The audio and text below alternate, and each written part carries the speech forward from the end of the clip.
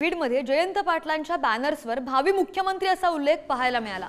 बीडमध्ये जयंत पाटलांचे भावी मुख्यमंत्री असे बॅनर्स लावलेत आणि बीडमध्ये जयंत पाटलांच्या उपस्थितीत मेळावा सुद्धा झाला। या संदर्भातला आढावा घेतलाय आमचे प्रतिनिधी उदय नागरगोजे यांनी।